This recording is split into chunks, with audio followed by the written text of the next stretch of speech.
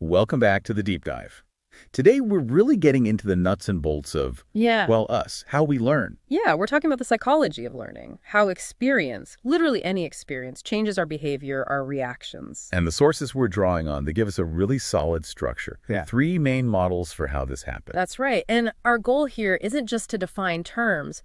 We want you to really get how this works in your own life. Right. From like why you might be scared of spiders. To how habits form, why you keep checking your phone, and even, incredibly, how we might be able to condition our own immune systems. It sounds almost sci-fi, that last one. It does, but the research is fascinating. I'll definitely get into that. Okay, so the plan. We've got three parts lined up. Where do we start? We start with the simplest, most fundamental kind, classical conditioning. Think of it as learning through automatic connections, associations, like Pavlov's dogs. Is that where we're heading first? That's the classic example, yeah. Then we'll move to operant conditioning that's more about learning through consequences, rewards, punishments, the things you do. Okay, so voluntary actions. Exactly. And finally, cognitive learning. That's where we look inside the head, thinking, understanding those aha moments. Internal stuff, mental maps. Got it. All right, let's dive in. Classical conditioning. Okay, classical conditioning. Pavlov is the name everyone knows, but it's much broader than just dogs and bells. So the core idea. The core idea is learning through association. You take something totally neutral, something that doesn't cause a reaction. Let's call it the neutral stimulus, or NS. Okay, NS neutral.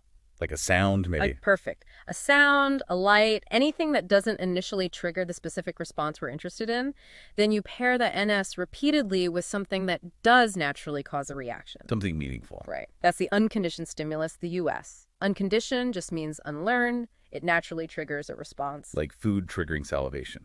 Or maybe a puff of air to the eye making you blink. Exactly. Those are unlearned reactions. And the reaction itself, that's the unconditioned response. The UR, the blink, the salivation, it just happens. So you've got the US causing the UR naturally. Yeah. And the NS is just there, not doing much yet. Precisely. But now comes the conditioning part. You consistently present the NS, say a bell tone right before the US, the puff of air. Ring the bell, puff of air, blink. Ring the bell, puff of air, blink. You pair them together over and over. Over and over. And eventually, the brain makes the connection. The bell tone, which was neutral, starts to signal that the puff of air is coming. So the bell itself starts to cause the blink. That's it. When the previously neutral stimulus, the bell, acquires the power to cause the response on its own, it's no longer neutral. It's become a conditioned stimulus, a CS. Conditioned. Learned. And the blink that now happens to the bell is the conditioned response, the CR. It looks a lot like the original UR, the blink to the air puff, but the trigger is different. It's learned. Okay, that seems straightforward enough. US, UR, NS, CS, CR. Got the alphabet soup. But what happens next? Is that connection permanent once it's made? No. That's where it gets interesting. Learning is dynamic. You can weaken that connection through a process called extinction. Extinction. Sounds final. Well, it's about disappearance. If you start presenting the CS, the bell, repeatedly without the US, the puff of air, the conditioned response, the blink to the bell, will gradually get weaker and eventually stop. So the learned association fades if it's not reinforced by the original trigger. Exactly. The brain learns, okay, the bell doesn't predict the puff anymore, but, and this is fascinating, the memory isn't completely erased. What do you mean? After extinction has occurred, if you just wait a while, could be hours, could be days, and then present the CS, the bell, again. The blink might come back. Often, yes. Maybe not as strong, but it can reappear. That's called spontaneous recovery. It shows the original learning wasn't wiped out, just suppressed. Wow. So extinction is more like learning a new rule. Ignore the bell now, rather than forgetting the old one. That's a great way to put it. It's an inhibitory process. And because the original pathway is still there, if you decide to pair the bell and the air puff again after extinction, The learning comes back faster. much faster. That's reconditioning. Reestablishing the link is quicker than building it the first time. Okay, so the connection can fade, reappear, and be relearned. What about how specific is it? If I learn to fear one specific dog, do I fear all dogs? That touches on two key principles: generalization and discrimination. Okay. Stimulus generalization is when stimuli that are similar to the original conditioned stimulus also start to trigger the conditioned response. So fear of one big barking dog leads to fear of other big barking dogs, even if they look different. Exactly. The fear response generalizes. It spreads to similar stimuli. It makes sense from a survival perspective, perhaps better safe than sorry. But that could get overwhelming. You can't be scared of everything vaguely similar. Right, and that's where stimulus discrimination comes in. This is our ability to learn the difference, to respond to the original CS, but not to other similar stimuli. So the child learns that the neighbor's German Shepherd, the CS, is scary, but their own family's little fluffy poodle isn't. They can tell the difference. Precisely. They discriminate. So generalization spreads the response, discrimination narrows it down. Both are crucial for adapting. This is really powerful stuff. It's not just bells and blinking eyes, is it? This explains, well, emotions, fears. Absolutely. Conditioned emotional reactions, or CERs. It's a huge application. Many anxieties and phobias are basically learned fear responses. So if someone has a terrifying experience, like a bad fall, US leading to fear UR, in a specific place, say an elevator, NS. That elevator, now the CS, can become a trigger for intense fear, the CR. Even though the elevator itself is perfectly safe, the association was formed, that's how phobias can develop. But the flip side is, if it's learned, maybe it can be unlearned. Exactly. That's the foundation of behavior therapy. Using these very principles, especially extinction and counterconditioning, to help people systematically overcome phobias and anxieties. Controlled exposure helps weaken that learned fear response. That's hopeful. Okay, what else?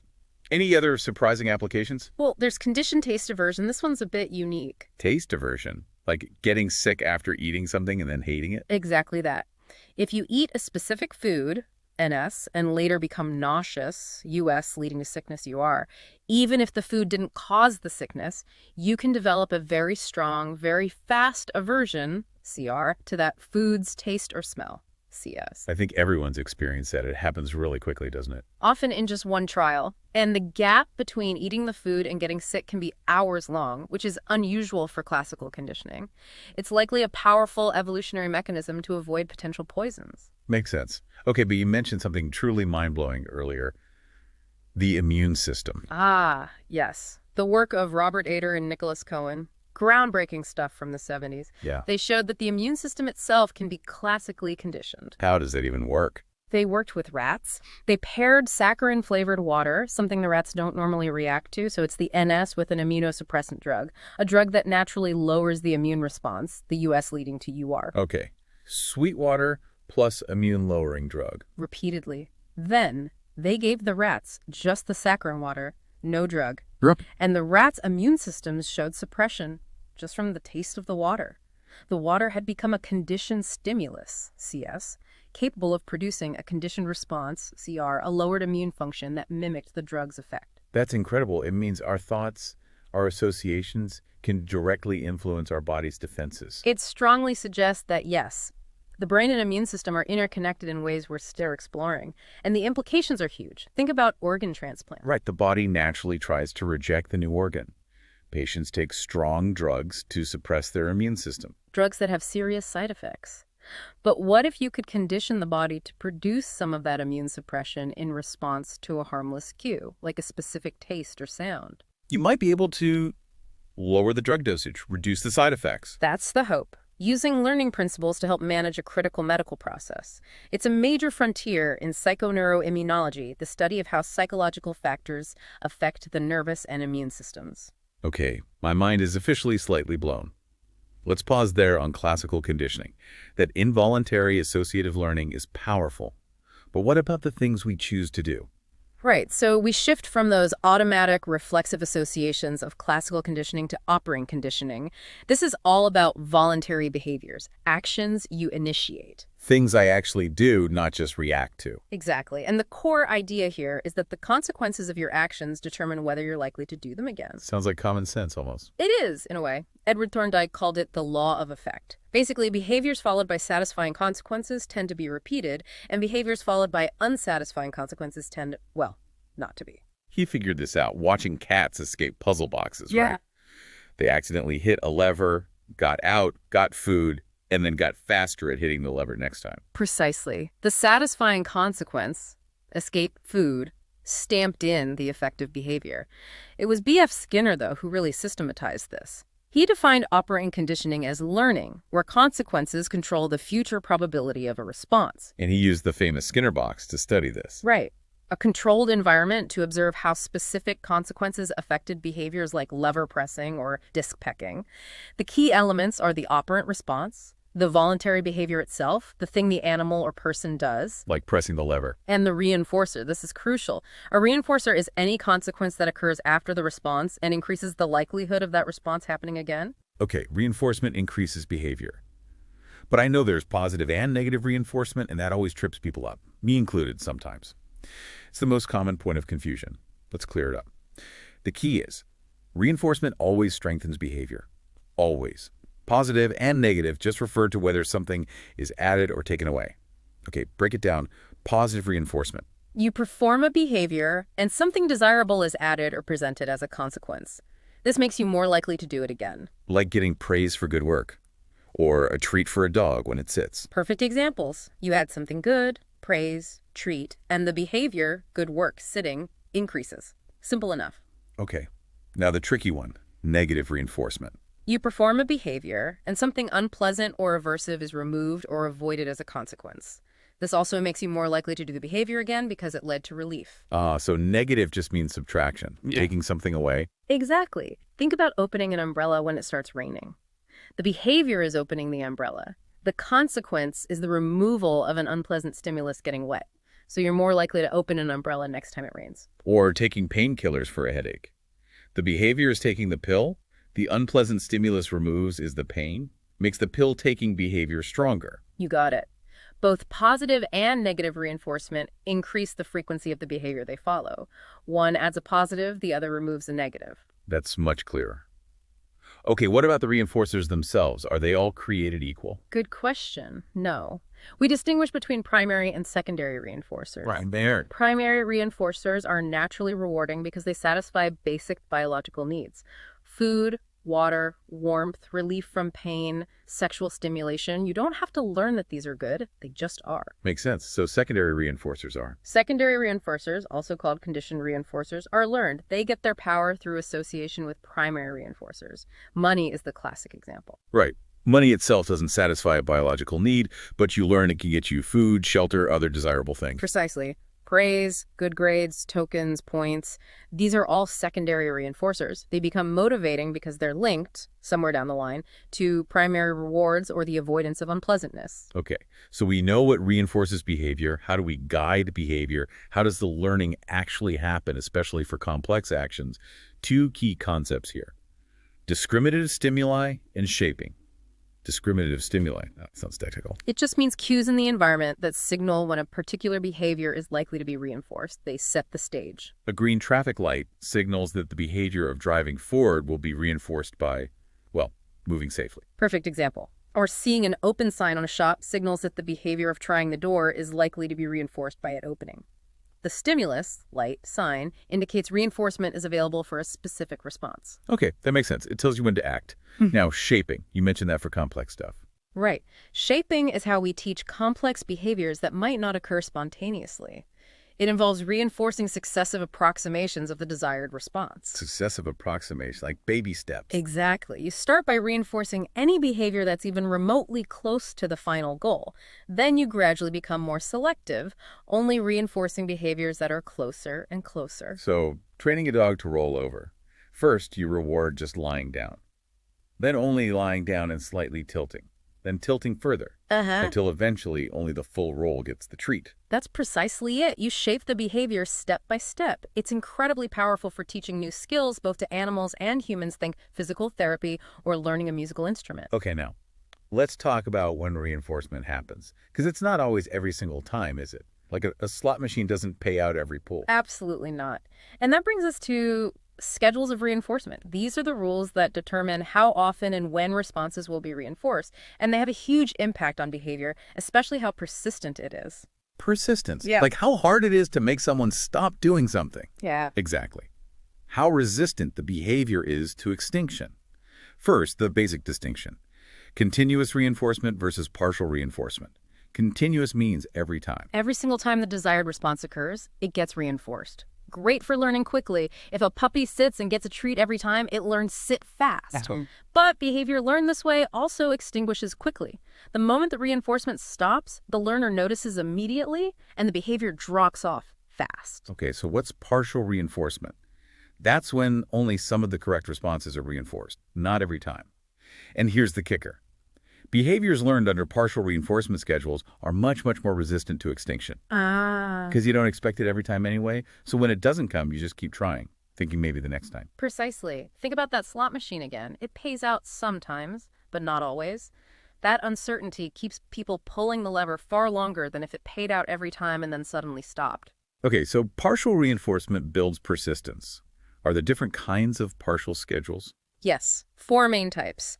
Based on whether reinforcement depends on the number of responses, ratio, or the amount of time that has passed, interval, and whether that number or time is fixed or variable. Okay, let's unpack those. Ratio schedules first, Okay. based on number of responses. Right. First is fixed ratio, FR. Reinforcement comes after a specific unchanging number of responses, like getting paid for every 10 widgets you assemble. What kind of behavior does that produce? Very high rates of response, because more responses mean more rewards. But often there's a little pause right after getting the reinforcement, before starting the next set, like taking a quick break after finishing the 10 widgets.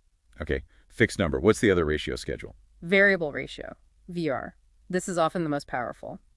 Reinforcement comes after an unpredictable number of responses. The number varies around some average. The slot machine example again. Or maybe checking your social media feed. You don't know how many times you'll have to refresh before seeing something interesting. Exactly, because you never know when the payoff is coming. You tend to respond at a very high, steady rate with almost no pausing. And this schedule produces behavior that is incredibly resistant to extinction. It's very engaging, sometimes addictively so. I can see that. Okay, so those are ratio schedules. What about interval schedules based on time? Yep. First is fixed interval, FI. Reinforcement is available for the first correct response after a specific, unchanging amount of time has passed since the last reinforcement. Like waiting for a bus that comes every 30 minutes. Yeah. Or studying hardest right before a weekly quiz. Perfect. You know the time interval. What happens is responding often drops off right after reinforcement. You just got the paycheck, quiz is over, and then gradually increases as the time for the next reinforcement approaches. Creates a scalloped pattern of responding. Okay. And the last one, variable interval. Variable interval. Reinforcement is available for the first response after an unpredictable amount of time has passed. The time interval changes. Like checking email. You don't know exactly when the next important message will arrive, so you check periodically. That's a classic example. Or a supervisor popping in to check on employees at random times. Because you can't predict when reinforcement or check-in is coming, it tends to produce slow, steady rates of responding. You keep checking, keep working, just in case. Wow. Okay, those schedules explain a lot about why we do things repeatedly, even when the reward isn't constant. Continuous, fixed ratio, variable ratio, fixed interval, variable interval. Got it. They're fundamental to understanding motivated behavior. So far, reinforcement is about increasing behavior. What about stopping behavior we don't want? That's punishment, right? But there's also escape and avoidance. Right. Let's quickly touch on aversive control first using unpleasant stimuli. This includes escape learning and avoidance learning. Both are actually types of negative reinforcement because a behavior is strengthened by the removal of something bad. Okay, so escape learning. That's learning a behavior to stop an unpleasant stimulus that's already happening. You're caught in the rain. You run indoors. Running indoors behavior stops the rain. Aversive stimulus. Got it. And avoidance learning. That's learning a behavior to prevent the unpleasant stimulus from happening at all. You see dark clouds, you grab an umbrella before going out. Grabbing the umbrella avoids getting wet. The avoidance behavior is reinforced. Okay, escape stops something current. Avoidance prevents something future. Both strengthened by relief. Now, punishment, how is that different? Crucially, punishment is any consequence that weakens or decreases the frequency of the behavior it follows. Reinforcement strengthens, punishment weakens. And just like reinforcement, there's positive and negative punishment. Exactly. Same logic. Positive means adding something. Negative means taking something away.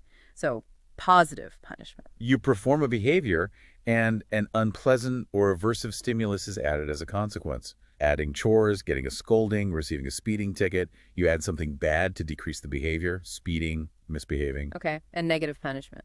You perform a behavior, and a pleasant or reinforcing stimulus is taken away as a consequence. Losing privileges, like screen time, getting grounded, removing freedom, having your driver's license suspended, taking away something good to decrease the behavior. Got it. Positive adds bad, negative removes good. Both aim to make the behavior happen less often. That's the distinction. It's vital to separate punishment, decreases behavior, from negative reinforcement, increases behavior by removing bad. This whole operant framework, it's applied everywhere, isn't it? Absolutely. It's the foundation for behavior modification programs in therapy, schools, workplaces, systematically using reinforcement and sometimes punishment to change behavior. And you mentioned biofeedback earlier. Yes, biofeedback training. It uses operant principles. You get real-time feedback like a tone or visual display about a bodily function like heart rate or muscle tension. When you manage to change it in the desired direction, very lower your heart rate, the feedback acts as a reinforcer, helping you learn conscious control over supposedly involuntary responses. Fascinating.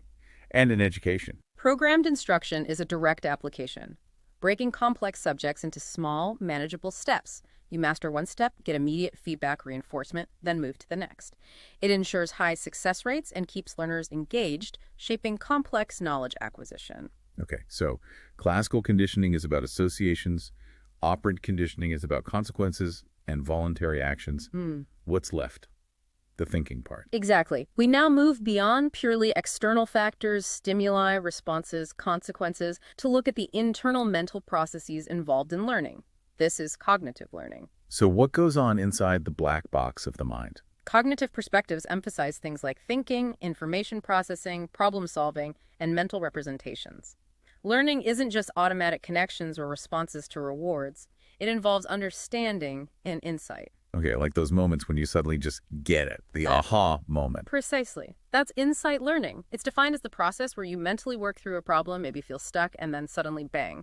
The solution appears in a flash of understanding. Wolfgang Kohler's chimpanzee experiments are famous here, aren't they? They are. He put chimpanzees, like Sultan, in situations where food was out of reach, but tools like sticks were available. Sultan didn't just randomly try things until something worked, like Thorndike's cats. What did he do? He seemed to survey the situation, try a few things perhaps, maybe look frustrated, and then suddenly he'd have the insight.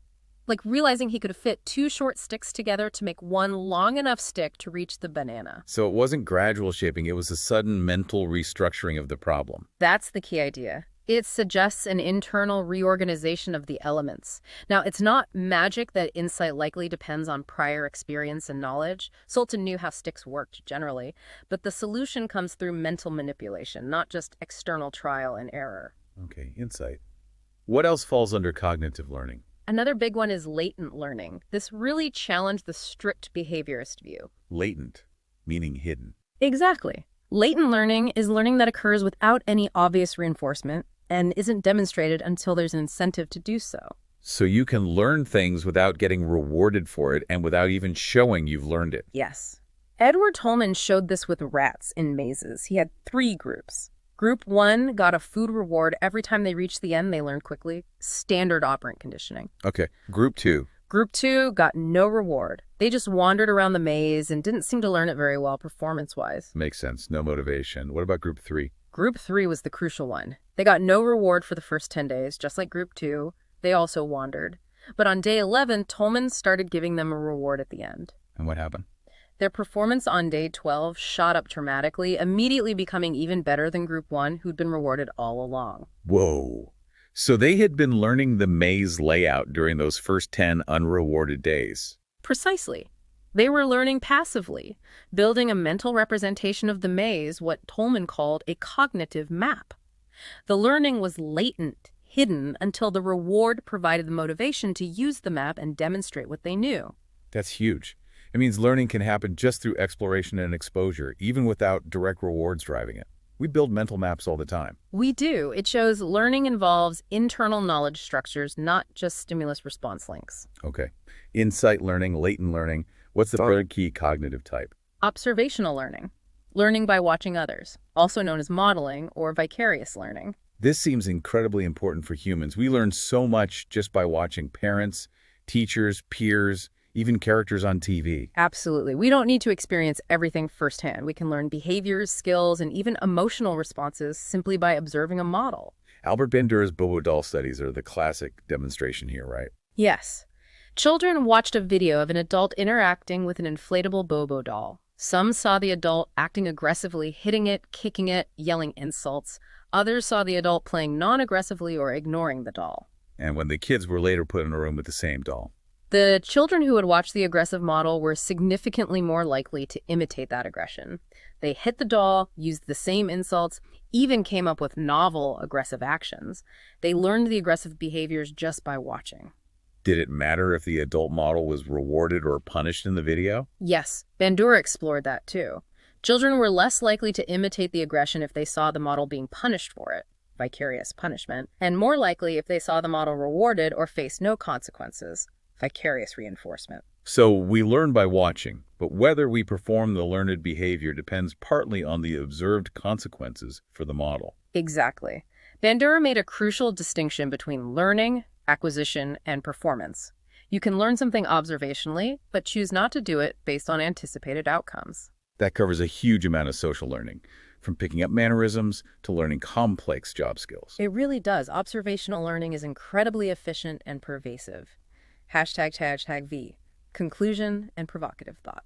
Okay, let's try and wrap this all together. We've covered a lot of We ground. really have, from those automatic learned reflexes in classical conditioning. To the consequence-driven choices of operant conditioning, shaped by reinforcement schedules. And finally, the internal mental world of cognitive learning, with insight, hidden maps, and learning by watching, 3 powerful lenses on how experience changes us. So for you listening, the big takeaway is understanding these processes gives you tools, right? Absolutely. It gives you agency. If you understand classical conditioning, you can see how maybe some irrational fears developed and how principles like extinction can help tackle them. And knowing about operant conditioning, especially reinforcement schedules, helps you understand habit formation, why some habits are so sticky, and how you might build better ones using consistent, maybe variable rewards. And recognizing cognitive learning helps appreciate that learning isn't just about being trained. It's about understanding, exploration, and learning from the world around you, even passively. It's like having a better user manual for your own brain. That's a good way to put it. Understanding these principles helps you navigate learning and behavior change more effectively. All right, time for that final provocative thought to leave everyone chewing on. We talked about latent learning, building those cognitive maps without reinforcement. And we talked about insight learning, that sudden aha moment. 2 key cognitive ideas. So here's the question. If we're constantly absorbing information and building these hidden maps through latent learning, just by existing and observing, how much of what feels like a sudden flash of insight is actually just the moment when our brain finally connects the dots between pieces of information that were already stored latently? Ooh, that's interesting. So the aha isn't necessarily creating something brand new, but maybe accessing and reorganizing knowledge we didn't even realize we had. Could be, right? Maybe those moments of insight are the surfacing of connections within cognitive maps we've been building all along without consciously trying. Something to think about as you observe your own learning processes kicking in. A great thought to end on. Pay attention to those associations, those consequences, and those quiet moments of observation. They're all shaping who you are and what you know. Indeed. That's all for this deep dive. Thanks for tuning in. See you next time.